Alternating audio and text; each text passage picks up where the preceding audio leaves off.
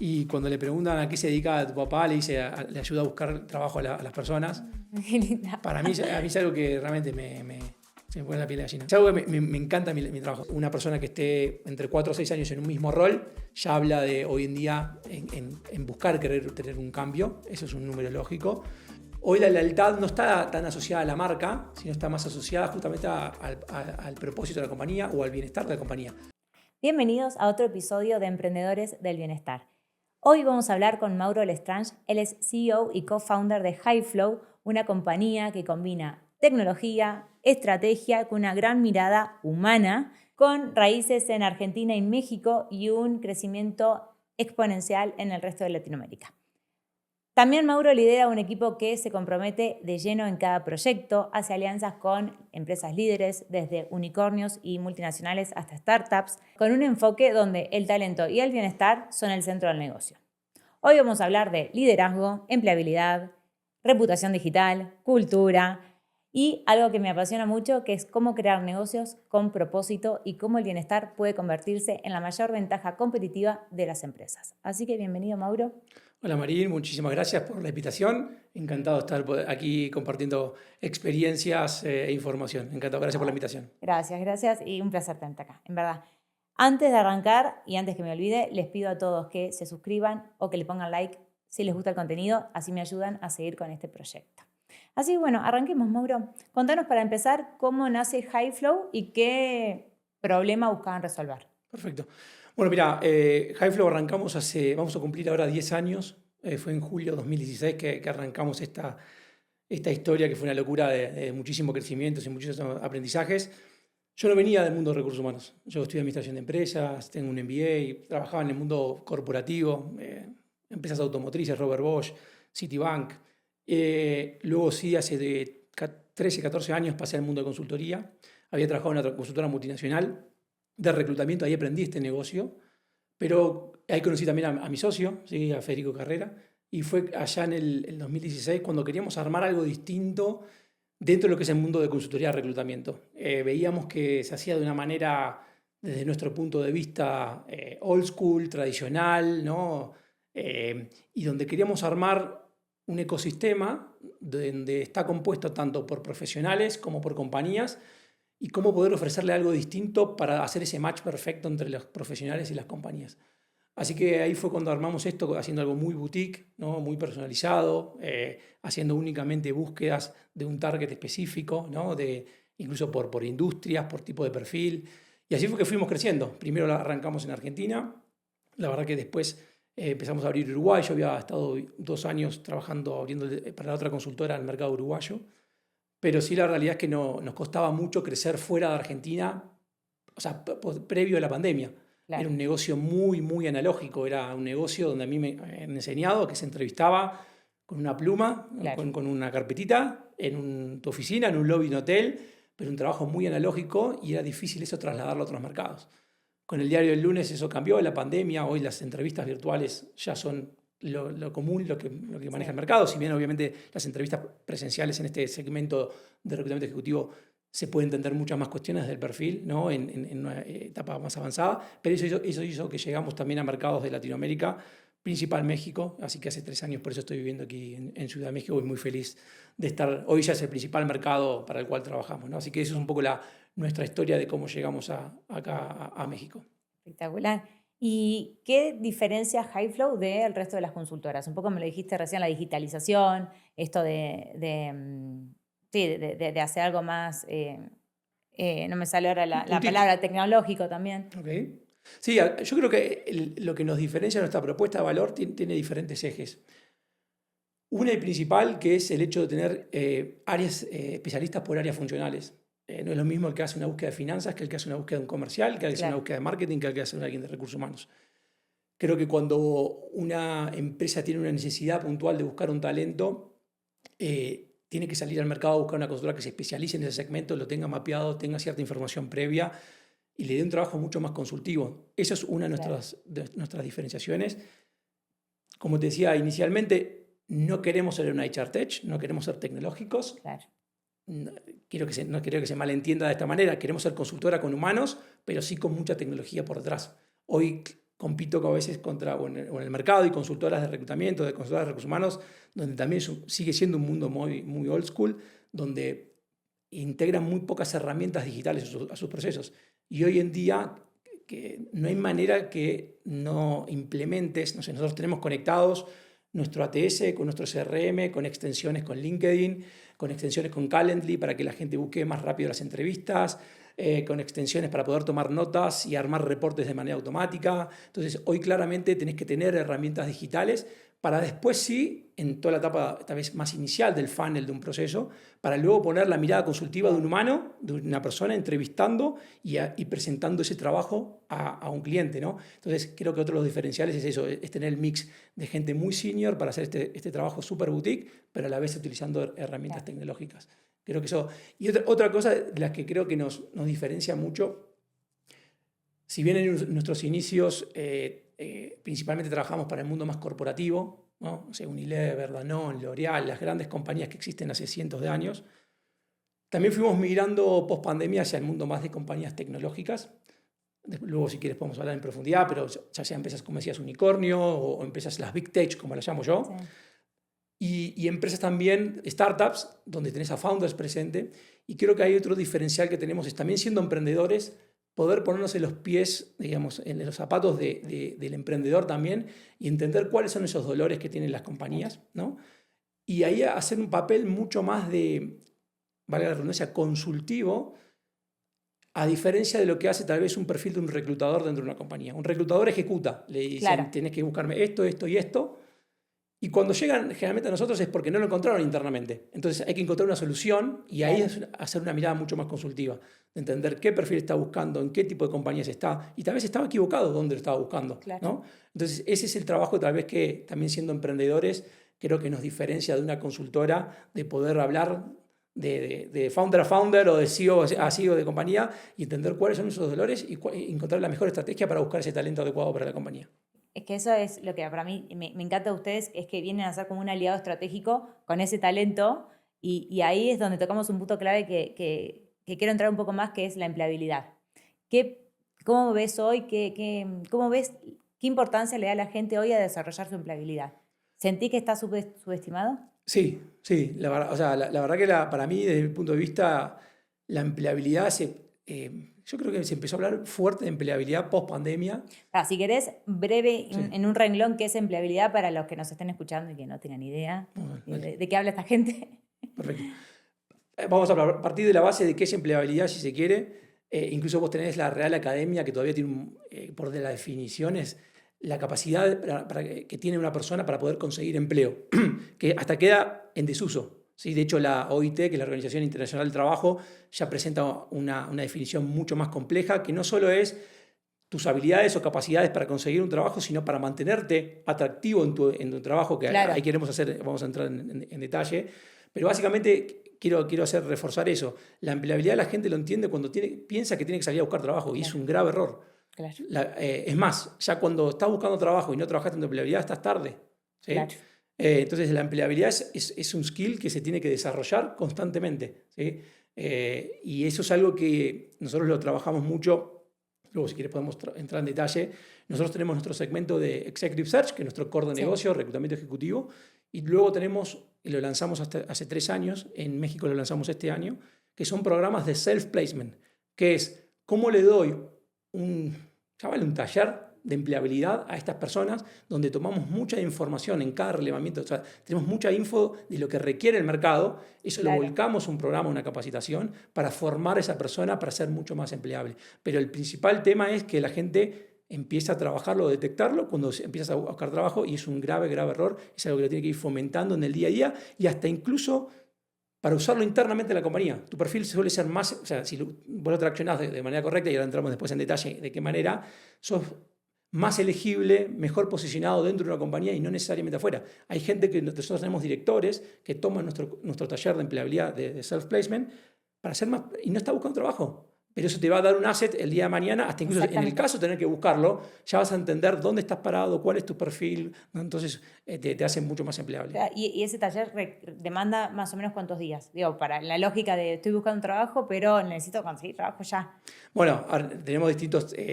cápsulas, tenemos un programa de 6 sesiones, de 9 sesiones, de 12 sesiones, donde también entre sesión y sesión dejamos entre una semana a 10 días porque le damos tarea para que la persona lo realice, que procese cierta información, ¿no? Que madure, porque ahí es donde yo siempre lo que le recomiendo a un colaborador, a una persona que está saliendo a buscar trabajo, lo primero que hace es ser muy impulsivo, ¿no? Y no armar una estrategia en cómo llegar y cómo ser más eficiente. Y lo primero que hace es, tengo que trabajar en mi empleabilidad, armo el currículum.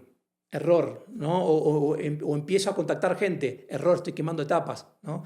Y para mí, conectado a la temática principal del bienestar que ustedes hacen en este podcast, es empleabilidad. Lo primero que piensa la gente es, bueno, armo el currículum. Y lo primero que tiene que estar a nivel de empleabilidad es cómo llega esa persona. ¿Llega bien? ¿Llega quemada?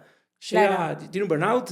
Para que realmente pueda armar una propuesta de valor correcta, saber comunicarlo, o está en un momento donde realmente viene como... Sí, que esa nebulosa no le deja ni siquiera ver qué es lo que quiere, qué es lo que tomar decisiones correctas, para. comunicar una entrevista de manera correcta, ¿no? Entonces creo que ya empezamos a tocar el tema del bienestar, está muy vinculado a la empleabilidad, porque cómo llega esa persona a nuestro programa Self-Payment es clave. Entonces ahí lo que ponemos es un coach donde les hace un test comportamental, ¿no? Y entiende cómo llega esa persona, si ya hizo el desapego de la compañía anterior, ¿sí? Si es que está buscando trabajo. Entonces es como armar una estrategia, ¿sí? Para ser mucho más eficiente. Después, en la última etapa viene la parte más de match de mercado. Ok, una vez que armo mi perfil, tengo mi propuesta de valor, ¿a qué compañías tengo que salir a apuntar? ¿No? ¿Y cómo hago esa ejecución? ¿De qué manera hago un approach? ¿A quiénes contacto? ¿De qué manera?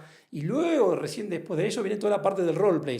Hacemos roleplay de entrevistas, porque no hay manera que esto, si lo pones en práctica, fluye. Es como ir a dar un examen a la universidad, que tenías que estar enfrente de un espejo o frente de alguien preparándote, y si uno tiene una estrategia, ¿no? Es mucho más eficiente luego en su proceso de búsqueda de empleo. Y ahí te pregunto, si un rol requiere de un estilo determinado de comportamiento que esa persona no tiene, ¿eso se puede desarrollar o hay rasgos que simplemente no cambian? Es como, ¿viste esa pregunta que, capitán, ¿se nace o se hace?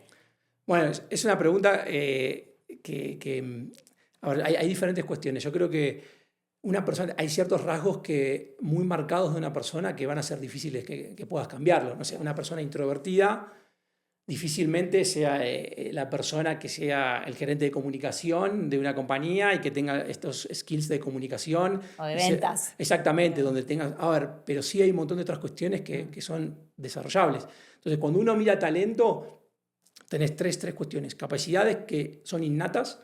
Yo digo la frase, lo que te viene de fábrica, lo que te viene por default cuando nacés y sos chico y te nace. Capacidades que sí se pueden desarrollar, ¿sí? Y ahí están en cuestiones más de liderazgo, ¿no? De cómo tener una comunicación mucho más efectiva, ¿no? De cómo tener una mirada, un pensamiento más estratégico. Son cuestiones que sí se pueden entrenar, ¿sí? Y el tercer, o sea, tenés las innatas, las que se pueden desarrollar, y todo atado a un contexto. ¿Sí? Porque un contexto, un entorno de una compañía que facilite a que puedas desarrollarlos o no. ¿Sí? Claro. Entonces, esas son las tres variables. Pero ahí está el ejemplo, no sé si ponemos a hablar, soy fanático de Messi, pero Messi creo que tiene las dos, pero vamos, Cristiano Ronaldo. Claramente él tiene algo innato, un talento innato, ¿no? Pero claro, es el perfil donde para mí es un claro ejemplo de lo que se puede desarrollar, en cómo él entrena, en cómo se toman los entrenamientos, en cómo se toma su vida profesional, donde se puede desarrollar y mejorarlo. Hay gente que en la balanza tiene más de innato y menos de desarrollado, y hay gente que tal vez no lo tiene innato, pero tiene una cultura del esfuerzo para poder desarrollarlo y poder conseguir mejor eso. Pero yo creo que sí hoy, cuando miramos un perfil en una de nuestras búsquedas ejecutivas, cuando mira hard skills y soft skills, hard skills es como un commodity, ya tenés que tenerlo, pero el diferencial está en los soft skills, ¿no? Entonces, en cómo este perfil... Hoy pesa más eso. Sin lugar a dudas, o sea, sin lugar a dudas. Pero incluso porque hay ciertas cuestiones que tal vez venimos de un mercado laboral donde, histórico, me voy hace muchos años, la gente buscaba ser especialistas en una única industria, ¿no? Pasaba que salías de la universidad y trabajabas en agro, y todo el mundo, toda la vida ibas a trabajar en agro. Trabajabas en banco y te volvías un especialista en normativas, en venta de agroquímicos. Y hoy está cambiando, ya hace un par de años, la tendencia donde en muchos de estos roles busca gente que piense de una manera diferente, ¿no? Yo tengo un ejemplo ahí de una compañía que trabajamos de consumo masivo, donde son de estas compañías semilleros, ¿no? Donde buscan que seas pasante, analista junior, analista senior, subcoordinador, jefe, gerente, director. Claro, y hoy tienen una compañía donde sus directores, sus 16 directores, piensan todos de la misma manera, porque fueron formados de la misma manera, ¿no? Claro. Y un poco en esto de la transformación de los negocios, empezaron a decir, ok, necesito ayornar mi negocio, necesito cambiar, pensar, no sé, de lanzar mi propio e-commerce, de cómo hacer mi negocio para hacer el direct to consumer, cómo llegarle directamente al consumidor. Y necesito gente que piense de una manera diferente. ¿Y cuál era la premisa? Traer gente, armar un equipo squad donde eran 7 gerentes, uno de finanzas, uno de recursos humanos, uno de operaciones, uno de marketing, de tecnología. Y la premisa es no saber del mundo de consumo masivo, ¿no? Claro. Que gente que venga del mundo de e-commerce, ¿no? Que venga del mundo de digital, que haya sido emprendedor, que haya tenido los dolores de alguien que emprende, ¿no? Claro. Y cómo todo ese aprendizaje lo puedo implementar en una compañía. Entonces ahí es donde claramente hard skills no estaban buscando. Quiero buscar soft skills Claro. que me ayuden a transformar mi compañía, ¿no? Entonces creo que ahí, yendo a tu pregunta puntual, claramente donde está el diferencial es en la parte de los soft skills. Espectacular. Y vos que entrevistaste, me decías recién, entrevistás a un montón de personas por mes y por año, un montonazo. Me imagino que ya tenés más o menos noción de qué perfil es el que más predomina en la TAM. Perfil me refiero a aquellas características conductuales que hacen que una persona tenga más tendencia a ser dominante y a tomar decisiones rápidas, o que sea más influyente y se le dé mejor con las habilidades sociales, que sea más rígido y le guste más el orden estructurado de una empresa, o que, no sé, sea más terrenal y gestione mejor el estrés. ¿Qué perfil notás que es más predominante acá en América Latina? Total, te decía recién para repasar una métrica, yo entrevisto entre 5 personas por día en promedio, 20 personas a la semana, estoy hablando de más de 100 Es candidatos, impresionante. exactamente, 5.000 candidatos al año, hace más de 10 años que hago esto, con lo cual conozco más de 70.000 personas en los últimos 10 años que he entrevistado. Pero, a ver, el perfil más predominante, yo creo que si vamos a Latinoamérica, lo que se encuentra mucho es un perfil muy de la ejecución, ¿sí? Muy las estructuras son más chicas, más pequeñas, donde tal vez que tenés que estar en lo estratégico, pero a la vez ejecutar, ¿sí?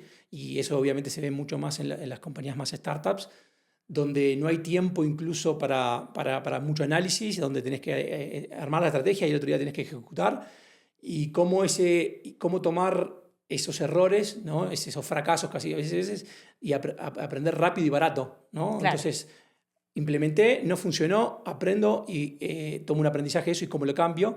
Entonces creo que esos son, y siempre también en Latinoamérica haciéndolo con poco recurso. Creo Claro, que eso es algo que un perfil que se adapte como a varios roles al mismo tiempo. Exactamente. Bueno, después si querés eso podemos hablar un poco, a mí me gusta hablar del talento líquido. No sé si lo escuchaste alguna vez hablar, pero hay un sociólogo que se llama Bauman, Sí. que habla que el talento líquido justamente hace referencia al agua, ¿no? El agua fluye, se adapta a cualquier superficie y llega a lugares donde muchos otros elementos no pueden llegar. Y eso es una analogía que yo lo hago mucho en hablar del talento líquido, Perfecto. en buscar estos perfiles que realmente tengan esa versatilidad, ¿no? Esa adaptabilidad, ¿sí? Para mí un concepto muy clave es el aprendizaje continuo, ¿no? Claramente lo vimos en la pandemia. Hoy para mí un perfil, vos te puedes capacitar, formar, pero el concepto tradicional era, listo, estudio, me capacito y ya está, listo, ya tengo Te los checks. recibiste y ya está. Buenísimo. Error, ¿no? Entonces ese aprendizaje continuo creo que es fundamental porque hoy estás aprendiendo, para mí es, valga la redundancia, aprender a aprender, ¿sí? Y aprender a desaprender cosas que caducaron en el tiempo. Bueno, el concepto de desaprender para mí es algo, es espectacular. Para mí ese es por ejemplo, hablando de, muchas veces profesionales se frustran que vienen de perfiles corporativos que no se adaptan a algunas compañías más tech, las famosas Sí. high growth, ¿no? Y no es por los hard skills, es principalmente por los soft skills que no se adaptan a la cultura de la compañía. Para mí el concepto de desaprender es fundamental. Claro. ¿Sí?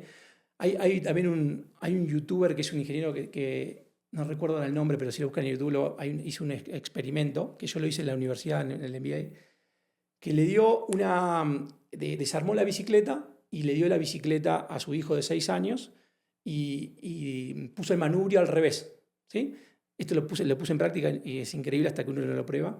¿Y qué es lo que pasa? Uno empieza a andar Y la cabeza piensa que si uno se va para la izquierda, tira el manubrio hacia la izquierda y mantiene el equilibrio. Pero está el manubrio al revés y es muy difícil para uno, porque ya te enseñaron a andar en bicicleta de chico, cambiar eso, a desaprender de esa manera de hacerlo. Ahora, el análisis que hace es que el chico a las 2-3 semanas de empezar le da la bicicleta, ya empieza a andar en bicicleta con el manubrio al revés. Y si lo da un adulto, y no hay manera, le puede tardar de 6 meses a un año para poder aprender a andar en ese. Entonces, para mí creo que el mayor aprendizaje es esto, es a los perfiles tal vez que muy corporativos, muy rígidos, les cuesta mucho el concepto de desaprender para volver a aprender a hacerlo de una manera diferente, y es por eso que muchas veces no se adaptan a este estilo de compañías. Ahora, si el perfil tiene un perfil, no sé, más grande, con, no sé, 20, 30 años de experiencia, que tiene metodología de trabajo, que tiene procesos, pero a la vez tiene estos soft skills que buscamos de cómo desaprendo y aprendo algo nuevo, para mí ese es el perfil ideal, porque tiene los dos mundos.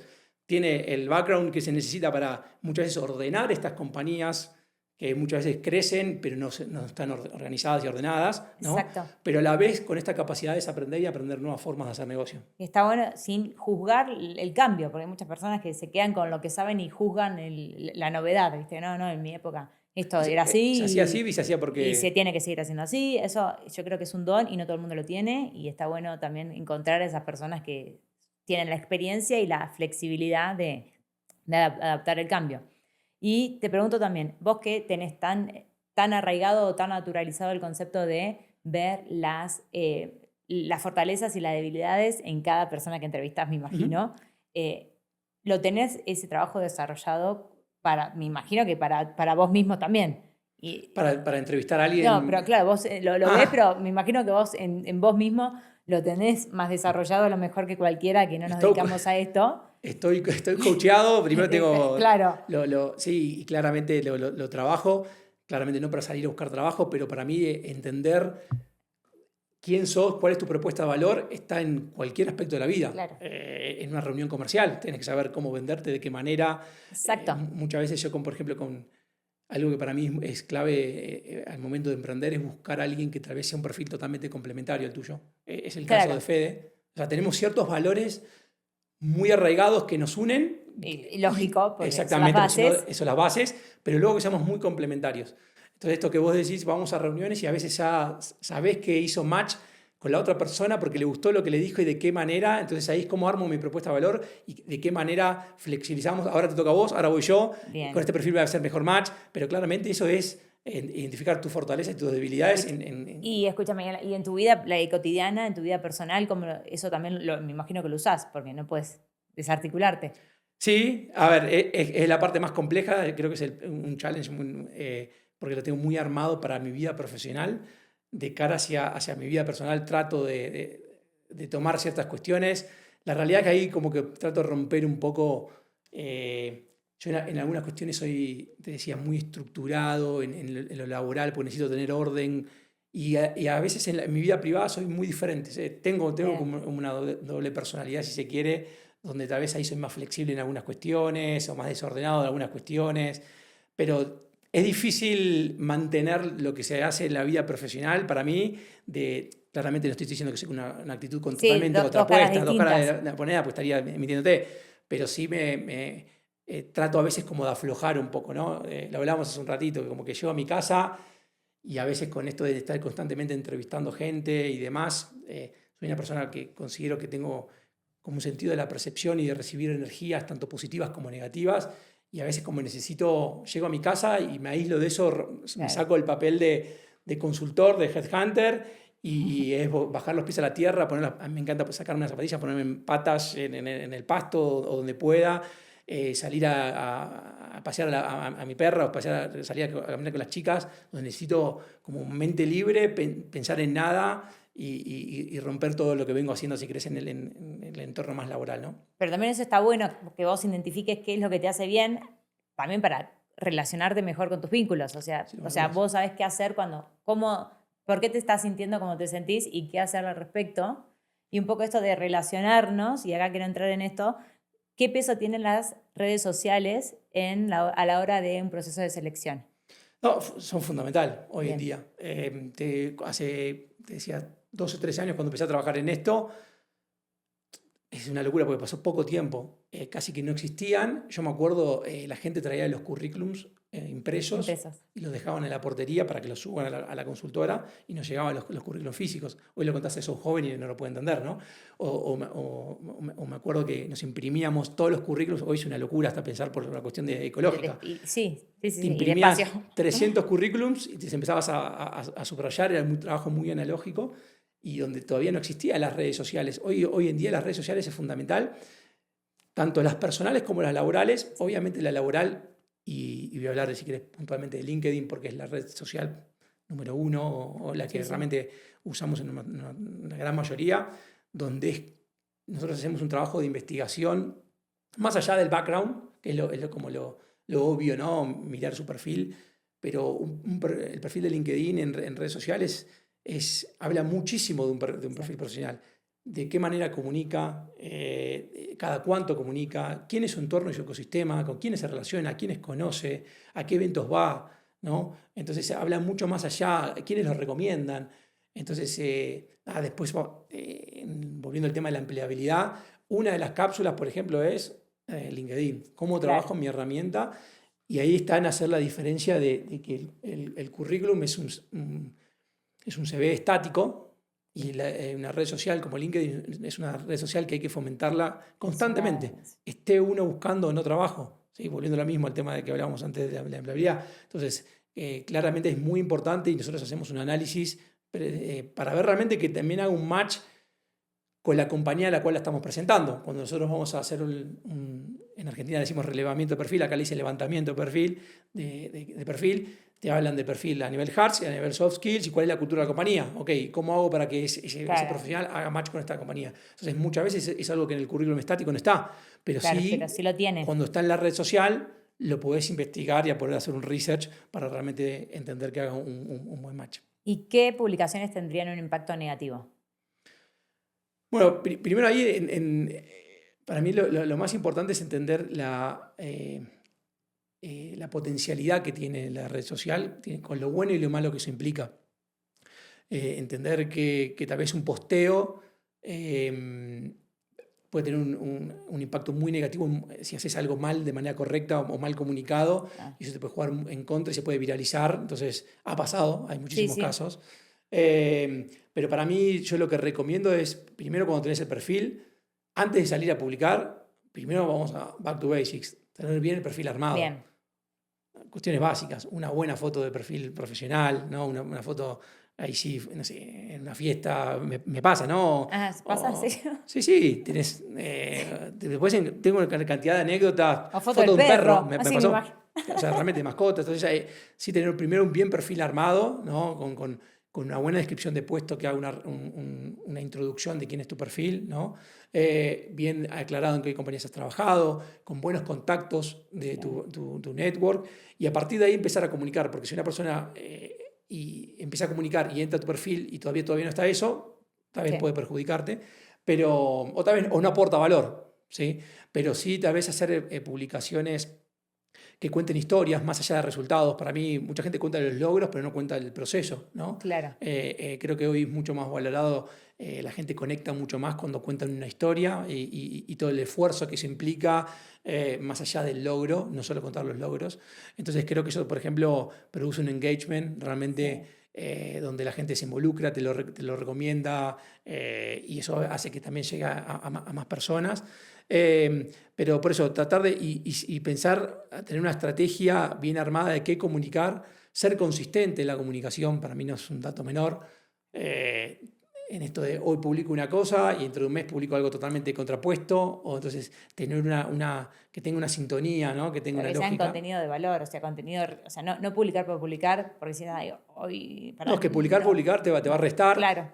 Confundir que es una red también a nivel personal, LinkedIn, o sea, hacer un posteo, no sé, estoy inventando, de un cumpleañito familiar, o no sé si la mejor, salvo que quieras comunicar algo distinto, conectado a la familia. Ahí voy. Eso hay cierta tendencia de humanizar un poco más, ¿no? Humanizar sí, Pero por eso tiene que haber una buena estrategia. Okay, Claro. querés conectar algo de tu vida familiar, personal, pero ¿con qué cuál es la idea de lo que querés Con un conectar? logro que conseguiste porque me ayudó mi Exactamente. familia. Entonces tiene que tener, humaniza, coincido totalmente, pero tiene que tener una estrategia por detrás más allá de publicar una Claro. foto en un cumpleaños familiar, ¿no? Entonces creo que hay que armar una estrategia y no es publicar, como decís, es preferir a veces menos es más, ¿sí? Pero realmente que tenga una sintonía, una coherencia. Muchas veces lo que digo es no publicar cuando uno está en un estado de ánimo o enojado o...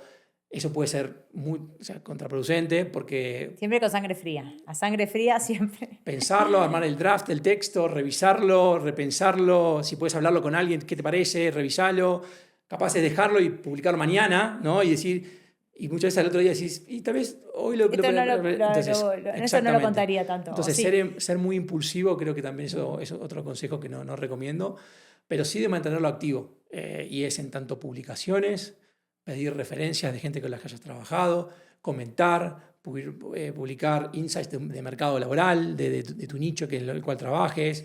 Entonces creo que eso es algo que lo fomenta, ¿no? Y ahí solamente de intriga, también se van a fijar a Instagram, por ejemplo, o sea, si la persona tiene el Instagram abierto, para corroborar algunas cosas o no es tanto.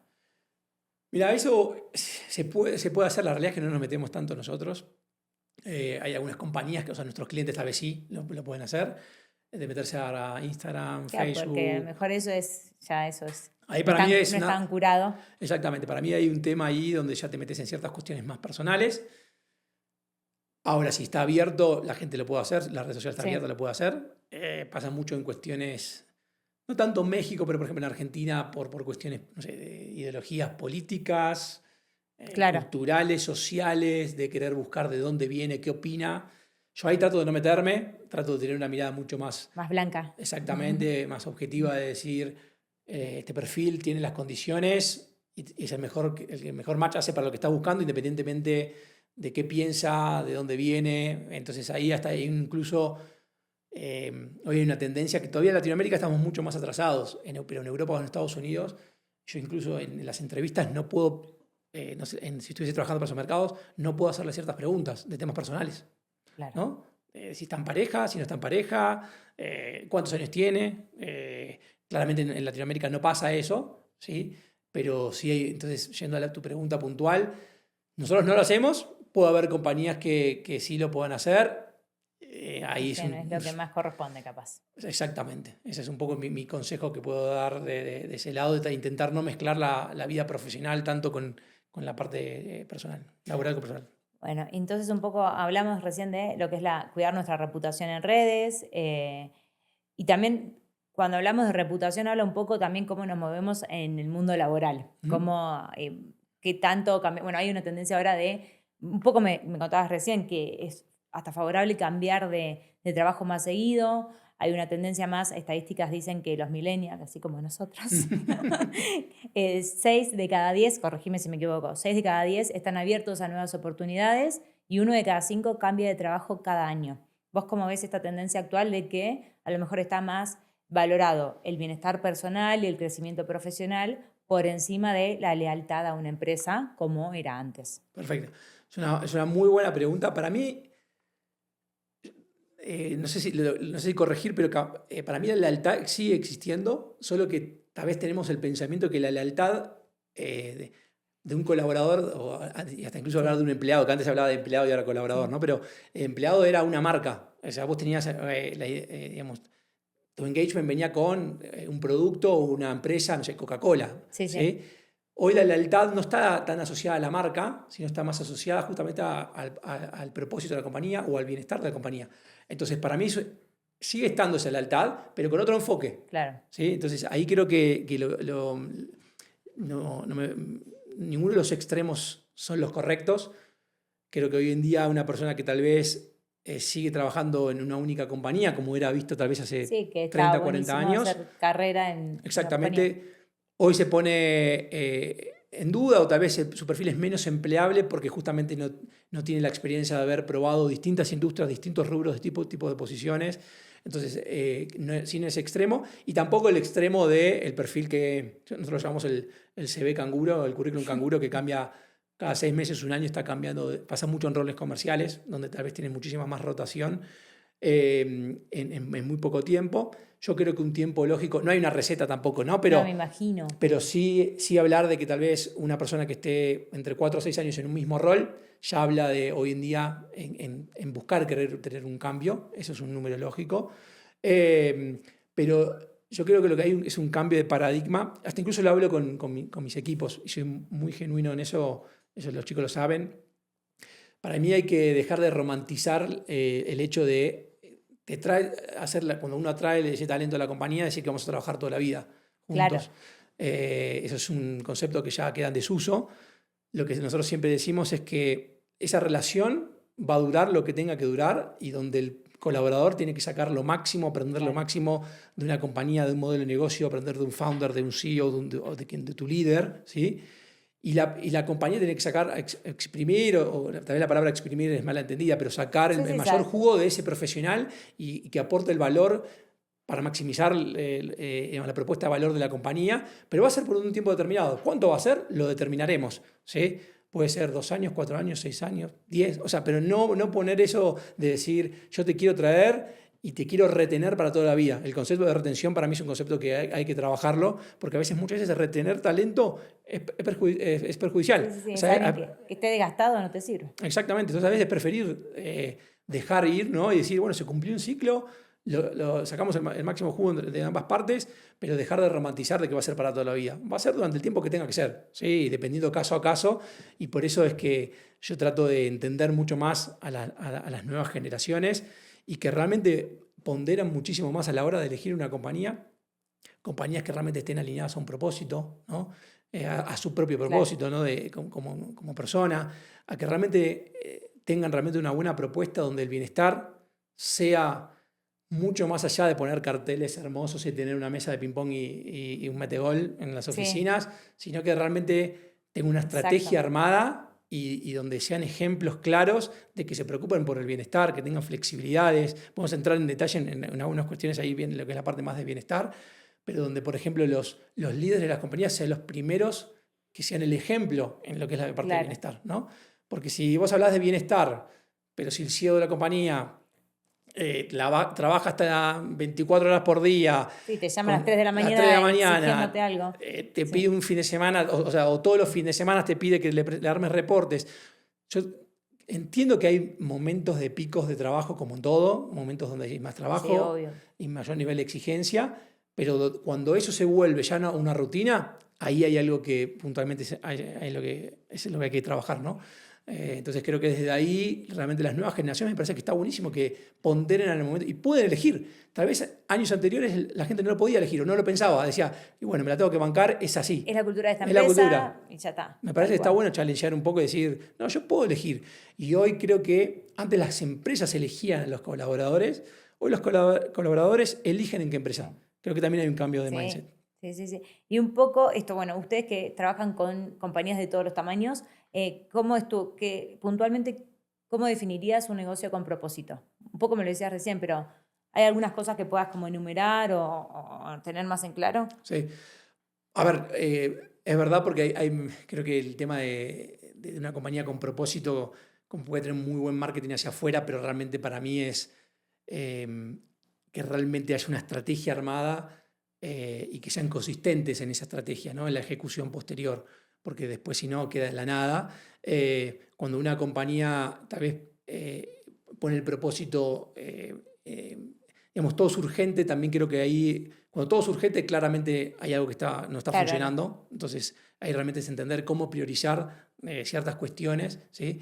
Y que donde realmente, cuando hablamos de incluso con propósito o compañías con este impacto más humano, no hay que perder el foco que las compañías están compuestas por... Es algo obvio lo que estoy diciendo, pero a veces se pierde. Se piensa mucho en cuestiones del modelo de negocio, de rentabilidades, pero las compañías están compuestas por personas, ¿sí? Claro, sí.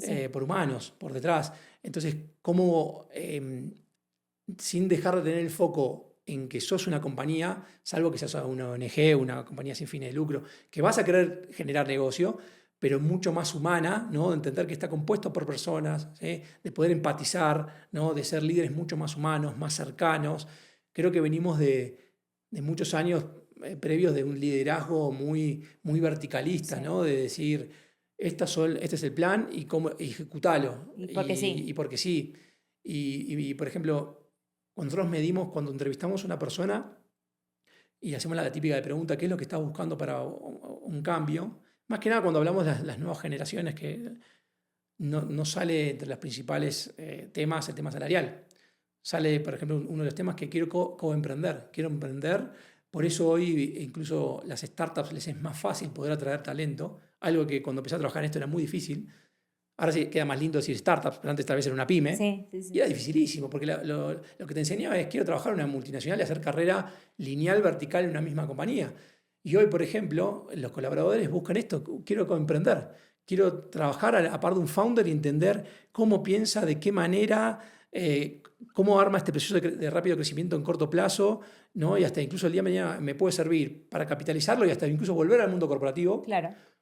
Emprender, pero realmente el concepto de comprender, entonces son compañías que tienen que tener esta cultura mucho más humana, de trabajar mucho más en equipo, del concepto de tener el ownership, que tus reportes tengan ownership realmente, donde realmente tenga gente que piense de manera diferente a la que pensás vos y que esto te haga mejor te compañía, challenge, que te sí. challenge. O sea, eso me pasa mucho en mis equipos. Tengo un equipo chico, ¿no? Claramente, pero donde somos pocos, pero que esos pocos realmente tienen el ownership, realmente, o sea, si bien trabajamos con un estándar donde capacitamos, formamos a nuestros colaboradores, y no sé, un 50% de metodología tiene HighFlow, y el otro 50% se lo dejamos a que cada uno le ponga su propia impronta, de cómo presentar un proyecto a un cliente, ¿no? De cómo venderlo, cómo hacer las entrevistas. Entonces, creo que eso es algo fundamental que tal vez una consultora más grande, tal vez le dice, mira, mi metodología es esta, ejecutá, ¿no? Entonces, creo que eso es algo que nos hace unas compañías mucho más humanas, porque realmente le damos esa posibilidad de coemprender dentro de una estructura, dentro de que hay socios, que hay accionistas, si se quiere, pero donde realmente puede tener una impronta y donde puede tener o ve el impacto de su trabajo en un corto plazo. Entonces ahí conseguís un engagement de la persona que va más allá de lo salarial, va más allá de cualquier cosa. Que se siente parte de. Es parte de. Es como un salario emocional, ¿no? Totalmente. O sea, es parte de. Ni siquiera se siente. O sea, no, es parte de la compañía. Entonces creo que ahí para mí ese es algo que lo recomiendo mucho en compañías que están principalmente en startups, ¿no? Donde buscan estos perfiles y creo que pueden aprovechar. Y después el salario va a venir, tiene que venir acompañado con un salario de mercado. Que también hay que romper un tema de tabú. Mucha gente le cuesta hablar temas salariales, pero es un salario de mercado. Claro. Te vas a mover en una banda. Puede ser 20% por abajo de la banda, 20% por arriba. Sí. Pero tenés un midpoint de lo que paga una posición. Sí. Pero después está en entender el valor agregado. El valor agregado, exactamente. Y un poco de la mano de esto, ¿cómo ves el bienestar dentro de las startups y dentro de las empresas que están creciendo muy rápidamente? Bueno, a ver, yo creo que es donde se hace más complejo, producto de que las startups generalmente viven todo con urgencia, claro. O sea, todo es ya inmediato, y realmente entonces intentar tener este mix de la urgencia y todo ya inmediato con una estrategia de bienestar es complejo, lo entiendo a los founders. Mucho más fácil es tal vez pensarlo en una compañía donde ya funciona, donde es rentable, donde tenés áreas de soporte, donde tenés todo armado para poder pensar una estrategia de bienestar. Yo creo que ahí es un challenge muy grande de poder trabajarlo y tenés de todo. Tenés compañías que realmente son muy conscientes y muy humanas y que lo tienen bien armado, y hay compañías que no. Para mí la clave es los founders tener bien claro, no vender una falsa expectativa. Claro. Porque ahí es donde está el error. Porque no pasa nada que venga una compañía cuando vienen a nosotros y tenemos que hacer una búsqueda y nos dice, Mauro, mira, no sé, estoy inventando, pero necesito un CFO. Van a venir meses muy complicados porque nos estamos haciendo el proceso para presentar el filing ante la SEC y tenemos que hacer el IPO, tenemos que salir a cotizar, y van a venir meses muy complicados, donde va a ser mucho trabajo, un nivel de exigencia muy fuerte. Yo a eso digo, está bueno porque están siendo sinceros. Obvio. No están, digamos... no están seduciendo con algo exactamente. Falso. Entonces yo también creo que hay momentos y momentos incluso tanto de la compañía como de los profesionales, ¿sí? Y nosotros cuando hacemos la venta de proyecto hacia los candidatos de la compañía, Es decir, mira, tengo esta compañía que hace esto y esto, este es el job description de la posición. Ahora, está en este momento. ¿Estás o no estás? Porque hay momentos que también para el profesional está bueno decir, bueno, van a ser 2 años, no sé, 1 año y medio, ¿cuánto tiempo será? De dedicarle a una compañía donde va en pos de esto. Que después no tendría que ser una normalidad, porque ahí vuelvo a lo mismo. Cuando se vuelve una normalidad, o ya sea una cultura de la compañía súper arraigada y trabajo con esa metodología, ahí es mucho más complejo, ¿no? Entonces, para mí la clave es eso, que ser consistentes, ser conscientes, Transparentes desde un inicio, ¿sí? Y que después eso incluso tenga, primero, sea idealmente poder medirlo, ese trabajo, y para que no sea indeterminado, ¿no? Claro. A lo largo del tiempo. Y volviendo a lo mismo, que también haga ese match con el momento de la persona. Pero sí, en las startups es mucho más complejo porque realmente están creciendo, se están armando, entonces muchas veces necesitan de muchísimo más tiempo y dedicación, ¿sí? Claro, En cantidad de horas de los profesionales. Entonces creo que son las más complejas, y realmente tienen que tener un buen asesoramiento. Si no lo tienen interno o externo, de una consultora que los ayude a transitar todo ese proceso. para que no se le quemen los talentos. Exactamente, porque ahí puedes quemar talentos muy rápido, ¿no? Entonces creo que está bueno tener por lo menos armada esa estrategia. ¿Y qué errores comúnmente cometen más estos tipos de empresas donde crecen, por ejemplo, de 20 a 100 empleados muy rápidamente? Bueno, esas son diría de las posteriores a la pandemia, de nuestros mayores clientes y los que más disfruto. O sea, porque primero uno le puede poner una mirada mucho más consultor, Claro. mucho más consultiva, porque un error, primero que vamos a contar de dónde venimos. El proceso de las high growth de las compañías, a ver, fueron muy buenos años para nosotros, sin lugar a dudas, pero era contratar por contratar. O Claro. sea, era contrato porque mi competencia lo hace, y nos pasaba, decía, pero ¿para qué va a hacer? No sé, después veo qué hago, pero lo quiero.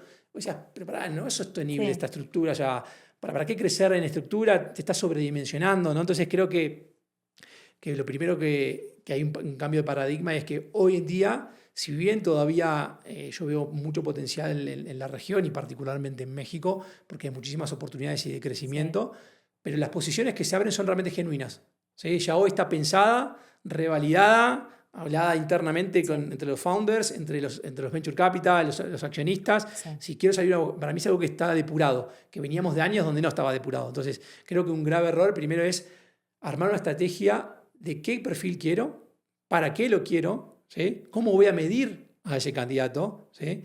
Porque después lo tenés a ese candidato y después decís, che, bueno, okay, ¿y cómo lo mido? Si tenés un proceso, no sé, de evaluación por desempeño, no. Okay, bueno, entonces, ojo, hay que armarlo el proceso, porque no lo vas a poder medir a ese candidato, ¿sí? Entonces creo que la clave es armar una buena estrategia, y no salir a contratar por contratar, no salir a muchos founders, lo que les pasa, que entiendo que su primer canal o su primera alternativa al momento de salir a buscar talento es buscar dentro de su círculo de Friends and Family, Sí.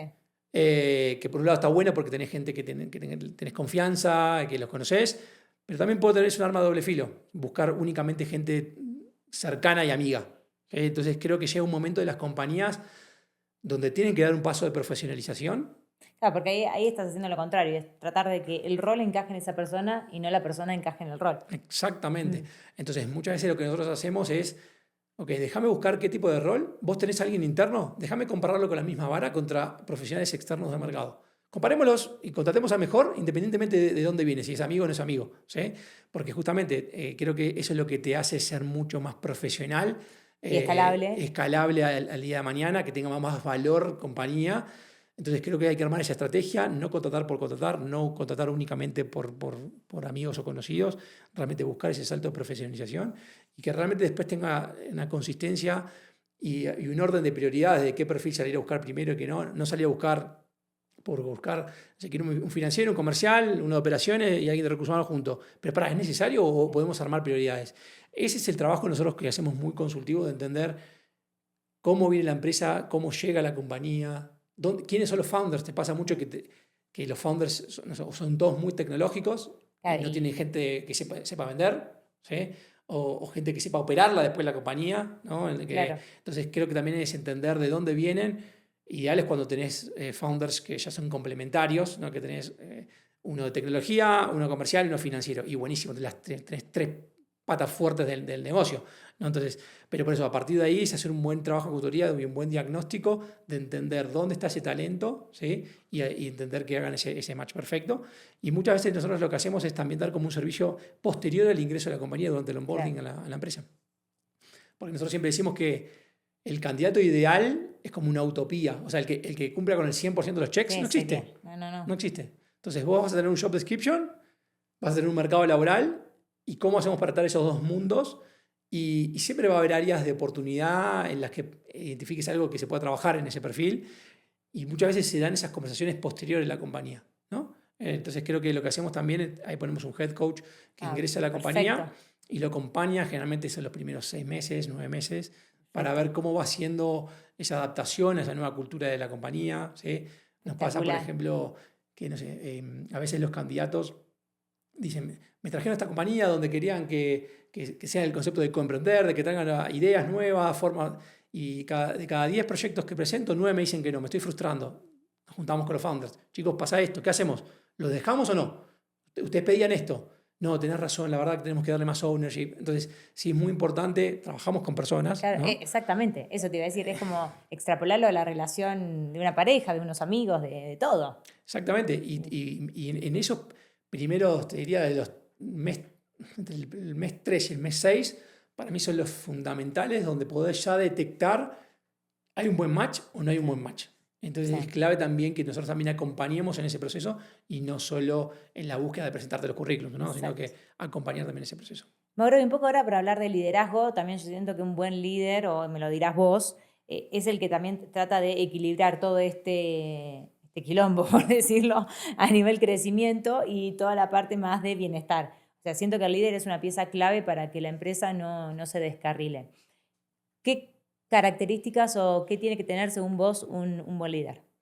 Para mí, bueno, tocábamos hace un ratito el tema, pero un liderazgo mucho más humano, un liderazgo mucho más cercano, un liderazgo desde el ejemplo. Para mí eso es algo que hoy en día diferencia y que después incluso eso se puede medir y ver cuánto más eficiente es uno con este estilo de liderazgo comparándolo con el liderazgo más tradicional, ¿no? Yo creo que eso es lo que hoy en día, cuando vamos a salir a buscar un perfil del lado de nuestros clientes, nos buscan, ¿no? Ser un líder mucho más empático, ¿no? Con la gente, mucho más humano, pero que a la vez tenga el mix de ser un perfil de negocio, ¿no? Hoy en día creo que en las distintas posiciones, llámese incluso de un CEO, llámese de un CFO, de un director de recursos humanos, tenga esto de business partner de negocio, ¿no? De que tenga una mirada mucho más integral, por ejemplo. Antes pasaba que tal vez el de recursos humanos era únicamente especialista en la parte de recursos humanos, pero no podía mostrar cuál era el impacto de las acciones que tomaba en HR, en recursos humanos, en negocio. Claro. Entonces creo que también en finanzas lo mismo. Antes el financiero era un controller, el que miraba la contabilidad, miraba los números, analizaba los balances, pero esto que se busca hoy un finance business partner es, ok, está buenísimo eso, pero si tenemos que sentarnos en un directorio y entender cómo está impactando esto en la rentabilidad del negocio, cómo está impactando el pricing de la compañía, desde la parte financiera e impactando el negocio, creo que eso también es algo que hoy se busca mucho en estos líderes nuevos, ¿no? Y que no solo, volviendo a la charla inicial, tengan estos hard skills, tengan soft skills mucho más completos. Entonces creo que eso es un buen ejemplo. Es algo mucho más integral. Hoy siento que todo el mundo se está volcando más a la parte más integral, donde somos todos partes del todo. ¿Y cuál es tu estilo de liderazgo, personalmente? Por eso, yo creo que a mí me gusta tener un trato muy cercano con mis equipos, donde realmente tenemos nuestro one-on-one, nuestra reunión 1-1, donde, y ser muy pragmático en qué es lo que espero de la persona. Y tenemos nuestras weekly semanales, nuestras reuniones por quarter, donde medimos cómo fue, o sea, qué objetivos tenía esa persona y digamos un poco cómo medir ese alcance. Vengo, sí, para corregir, donde tal vez en un inicio, cuando arranqué la consultora, medíamos mucho de hacer mal visto hoy el micromanagement. Sí. Cuántas entrevistas, cuántas reuniones, cuánto tardaste las entrevistas, cuántos candidatos entrevistaste, cuántos presentaste a tu cliente. Y hoy fuimos a un modelo donde nuestros consultores tienen un único objetivo, que es un objetivo en realidad de revenue, de negocio, que que puede estar atado a si trajiste negocios, si cerraste las búsquedas, pero en el cómo llegaste, Más por resultados y no tanto por... resultado. Ah. En el cómo llegaste, cómo llega mi equipo a eso, no me importa. O sea, yo te puedo ayudar Vendé a tu encontrar... alma, no me importa. Nosotros, sí, es muy fuerte decir no me importa, pero nosotros damos en todo este onboarding, capacitación, en cómo poder llegar y ese objetivo está explicado por cómo está compuesto ese objetivo. No es que me levanto una mañana y este es el objetivo, no, sino está atado a cuántas búsquedas puedes cerrar, atado a un fee de mercado, a cuestiones más técnicas nuestras, pero hay gente que tal vez lo logra haciendo más búsquedas, más de volumen, hay gente que es mucho más, tiene un ojo humano, un ojo mucho más asertivo y necesita entrevistar menos y llega al mismo objetivo. En ese cómo es el que yo le dejo el ownership a la Porque cada gente. uno tiene su estilo y su impronta. Exactamente. Marcando. Entonces creo que mi estilo es eso, ¿no? Es cercano, ser muy directo en qué es los objetivos que espero de esa persona, ¿sí? Y después dejar realmente tener gente con ese ownership que realmente venga a coemprender acá, que nosotros damos este formato de trabajo y que la gente le ponga su propia impronta. ¿Y hoy qué te motiva? ¿Qué te mueve más allá del negocio? Bueno, a ver, yo creo que ahí tengo una frase que me encanta, que Cata, cuando le preguntan en el colegio, Cata es mi hija, Catalina tiene 6 años y tengo Felicitas de 3, y cuando le preguntan a qué se dedica tu papá, le dice, le ayuda a buscar trabajo a las personas. Para mí, a mí es algo que realmente se me pone la piel de gallina. Es algo que me encanta mi trabajo. O sea, para mí, soy de los que vive este trabajo porque me fascina. O sea, no me cuesta. O sea, a mí los lunes me encanta empezar la semana. O sea, me lo disfruto. Es muy loco porque no me canso. Estoy hace 13 años haciendo esto y lo disfruto porque conozco gente. Y para mí es lo que más me motiva. Es cuando después viene la persona y te dice, che, la verdad que me ayudaste, me conseguiste este laburo, gracias. Para mí hay algo más allá de que obviamente es un negocio, somos rentables, está buenísimo, pero me conecta con un propósito que es cómo ayudar a las personas y cómo realmente hacer este match en un contexto de mercado laboral muy complejo, muy complejo. Venimos de compañías que están reestructurando, con temas, no quiero extender, pero con inteligencia artificial, donde le está pegando al mercado laboral, quieras o no. Entonces, realmente poder ayudar a las personas a realmente hacer este match con las compañías y a las compañías realmente, más allá de una contratación, es armar la estrategia de dónde está ese talento correcto, conectándolo con ese match de dónde va a estar ese profesional. Para mí es algo que me conecta y me encanta de mi día a día. Hoy lo estamos haciendo para Latinoamérica, México y Argentina en prioridad. Después sí tenemos algunos clientes, pero digamos, me motiva a seguir haciéndolo esto y escalarlo a otros mercados. Tenemos los problemas por así decirlo. Lo bueno de ser muy boutique, muy personalizado, es que la contraparte es que es muy difícil poder escalarlo. Tienes que ir dando pasito a pasito, muy lento. No hay procesos de high growth acá. Pero me encantaría, si esto, pensar para mañana en escalarlo a otros mercados y fortalecer otros mercados como Colombia, como Chile, como Perú, como Brasil, ¿no? ¿Por qué no pensar otros mercados el día de mañana? Entonces, pero sí lo que me motiva es esto, es ayudar a la gente a conseguir y atar estas necesidades de tanto de las compañías como de las personas. Y ahora un poco de vos personalmente, ¿qué hábitos te mantienen o te ayudan a sentirte más sano, más enfocado, con energía? Bueno, a mí soy muy de los hábitos. Me encanta tener como mi agenda organizada, la tengo hasta en el Calendly, en el Google Calendar, perdón, bien marcado, me pongo cuando entreno, cuando juego al pádel, pero un poco los hábitos que tengo, yo me levanto a la mañana, me gusta estar con las chicas, las despierto yo, las visto, les damos desayunar con Agus, con mi mujer. Poder participar esa parte de la mañana para mí, sacando una reunión puntual, y obviamente somos flexibles, que sea muy temprano, me gusta estar, no me gusta perdérmelo. Cuando las chicas ya están en el colegio, religiosamente todas las mañanas necesito hacer ejercicio, o voy a entrenar, o salgo a correr, o voy a una clase de funcional, lo que sea, pero realmente soy de los que les gusta entrenar a la mañana y me hace como estabilizarme internamente de llegar al trabajo ya con un ritmo de haberme cansado. Yo lo necesito. Bajar el cortisol para arrancar el día. Lo necesito. Arranco con mucha energía a la mañana y a veces si voy directo a la oficina sin hacer eso, como que lo necesito. Entonces me gusta ese hábito. Tomo todas las mañanas, ahí me lo dirás mejor, mi creatina para... estoy hace un tiempito con el tema de desayuno intermitente. No, o sea, me tomo un café o mate. Suelo directamente ir más cercano del mediodía, a las 12, 1, a almorzar temprano, almorzar algo más ligero en la oficina. ¿sí? Pero sí mis hábitos de entrenamiento y después llego a la oficina más cerca a las 9, 9 y media, 10. En eso somos bastante flexibles también. Y realmente hoy creo que cumplí 40 hace poquito ¿Feliz cumpleaños? muchas gracias, pero me siento como que también viví muy rápido muchas cosas y a veces muy apurado, ¿no?